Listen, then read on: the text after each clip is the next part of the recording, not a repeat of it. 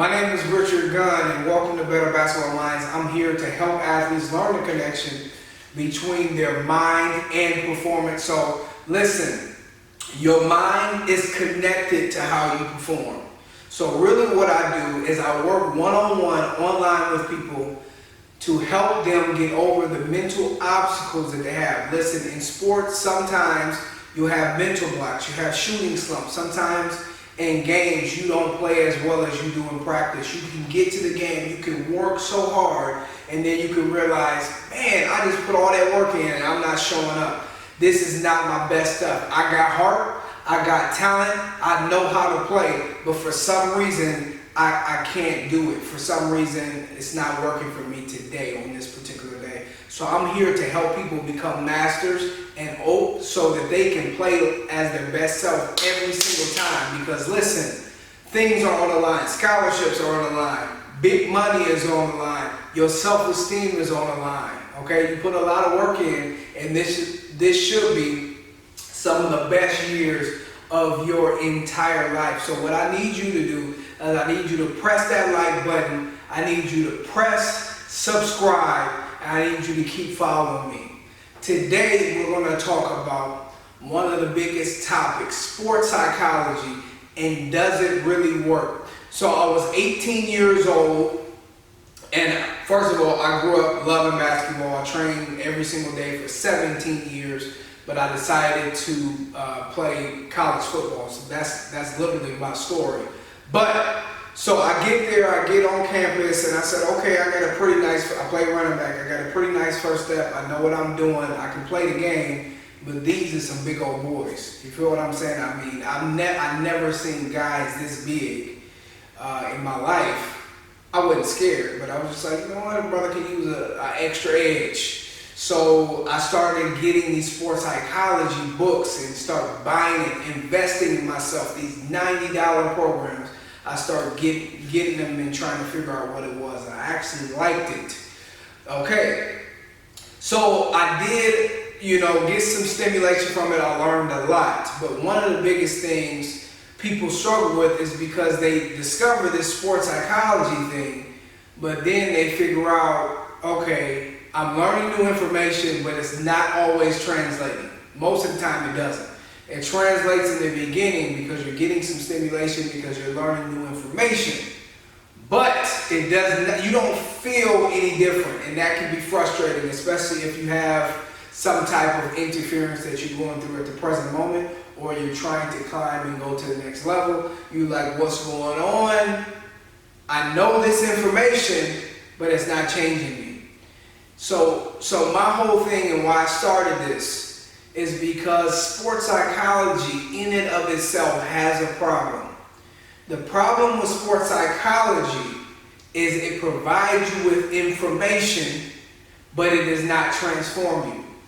Sports psychology teaches you a principle. It teaches you ways, pathways to think, okay?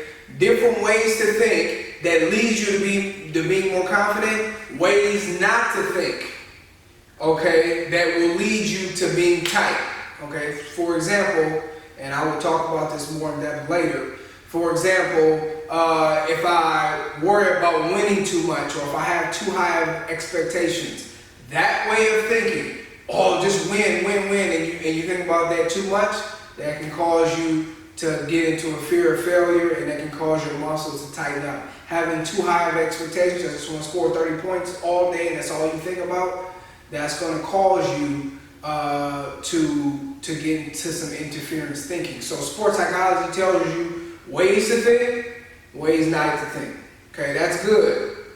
What I do is I combine sports psychology and neuroscience. Watch this. Sports psychology teaches you the principle, teaches you information, but neuroscience has you embody the principle. So your body feels, first of all, you learn the principle, and then your body feels that principle. It feels that confidence on game day so that you're relaxed, so you're in control, so the game is slower. Okay, I used to think, if I put up all these shots, muscle memory, then the game will be slower. You have to put in work. Okay, don't get it twisted. You have to 150% put in work. But it does not necessarily mean that the game is going to be slower. That's what I was taught. You know, game speed shots, now the game is going to be slower. No. If your mind is in the way, you're always going to be a step too slow. Watch this. Hopefully you guys can see this. And I'm only going to show this every so often. So, you know, it is what it is. Remember, I work online, one-on-one. I work all over the country. Okay? Anyway, people come to me, or when I talk to people, coaches or parents, and they try to get information. Okay? They're trying to say, can you help my son or daughter? Can you help my team? Tell me why my team is having these problems. I can give you the right information, but let me tell you how your mind works really quickly. So this is your conscious mind.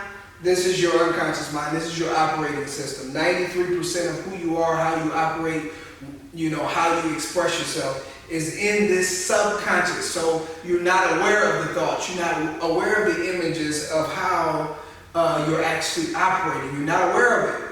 The only thing you're aware of is the 7%. Okay? This the really finite part of your mind that you're aware of right now. Okay? But you really play the sports with this part of your mind. So each dot is a thought. It could be an intention, or it can be new information that you learn. Okay, so I can teach you, or you can learn the right information. But right here, you see this line? This line, the neuroscientists call it your analytical mind. So in between your conscious mind and your subconscious mind is a barrier. Okay? So just because you learn new information and you try to get it down there, it's going to run into the barrier. So just because you read a sports psychology book and you have the right information, this interfering program could still be running. So you're still going to be hesitant. You're still going to have your limiting beliefs until you learn how to replace this program. Okay? By the way, any problem that you have, I've helped 100% of the people that I work with. In no more than 4 sessions, they had their issue resolved. No matter if they seen literal sports psychologists, no matter if they seen psychologists, it doesn't matter. When they see me and little sports psychics, no matter what I've got, if you look on my testimonial, I got people who play professional, elementary, high school, college. It does not matter the level.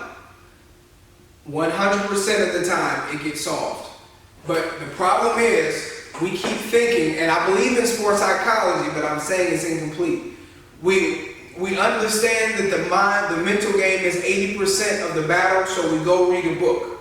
And I'm telling you the information is good, but until you learn to integrate the information into your body or your subconscious when you play, and there's ways to do it, which I'm not going to go into right now.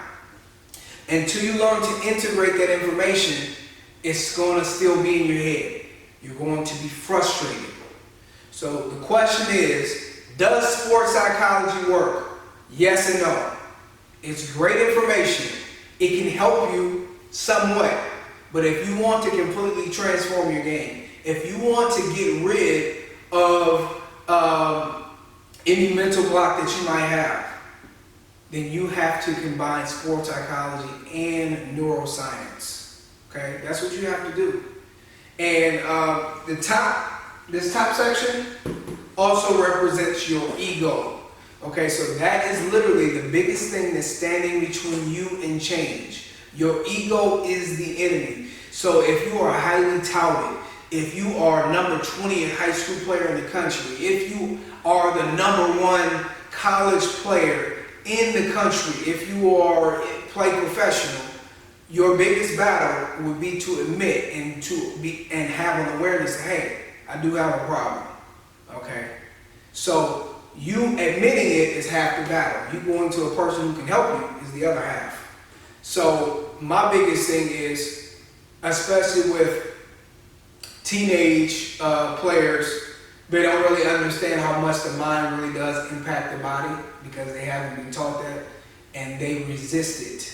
It's usually the parents who have to convince them to do the work. So what I'm telling you is your ego is going to try to stop you. It's going to say, the mental game doesn't work. I'm already mentally strong. I don't need it. Let me go work on my game. Let me shoot about 300 more shots. And what I'm telling you is, it's not gonna do any difference if you have if there's a negative thinking feedback loop that's working.